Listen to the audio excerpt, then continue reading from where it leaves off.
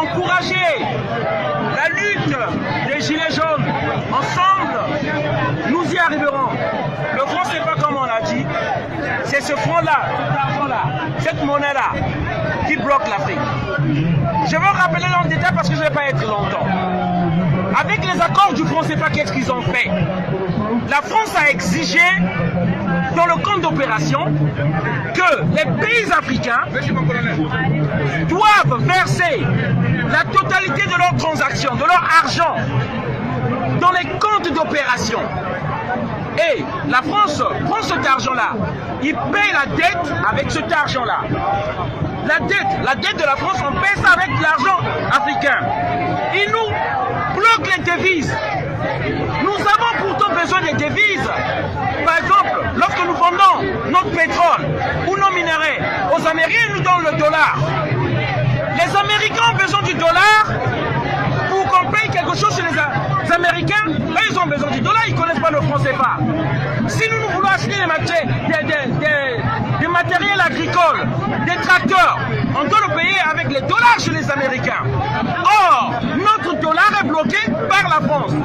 Ce qui fait, jamais nous nous industrialiserons, jamais on évoluera, jamais on achètera ces tracteurs-là pour industrialiser l'Afrique et faire développer l'Afrique.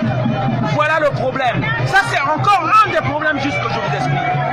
Le malheur de l'Afrique, c'est d'avoir croisé les dirigeants français sur leur chemin. Aimé Césaire, ça ne vient pas de moi. Voilà le message qu'on veut faire passer. Nous disons, on ne veut plus de cette monnaie. Macron a dit au Burkina Faso soi-disant que ceux qui veulent quitter le franc CFA peuvent le faire, mais c'est un mensonge. Tout chef africain qui va dénoncer le franc CFA sera tué, comme ils ont tué Thomas Sankara, comme ils ont tué Sylvanus Olympio, comme ils ont tué Barthélemy Bokanda. Tous nos leaders patriotiques sont tués. Tous ceux qui veulent faire développer l'Afrique sont tués. Et au Mali, ils disent qu'il y a un problème ethnique. Ils disent qu'il y a des terroristes là-bas pour justifier leur présence. Mensonge. Ce qu'on veut aujourd'hui, que l'armée française quitte nos pays. C'est simple. Ne venez plus vous mêler de nos histoires. On ne veut plus. C'est le message que je voulais faire passer. Bravo. Voilà. Monsieur Donald, il y a une question là. On soutient ce message. Comme on le dit sur notre banderole, comme on le dit sur notre banderole, le franc CFA et l'euro, c'est le même combat. C'est des banques centrales indépendantes qui imposent la politique des marchés financiers, du consensus de Washington au peuple du monde entier. Je vais vous lire quelque chose de Modibo Keïta. Modibo Keïta en 1962. Dans quelques heures, mes amis, la République du Mali disposera de sa monnaie nationale, 1962, ayant seule désormais cours légal et pouvoir libératoire illimité sur l'étendue du territoire. Mes chers collègues, aussi loin que nous remontons dans le temps, l'histoire nous enseigne que le pouvoir politique s'accompagne toujours et nécessairement du pouvoir de battre monnaie, que le pouvoir monétaire est inséparable de la souveraineté nationale, qu'il en est le complément indispensable, l'attribut essentiel.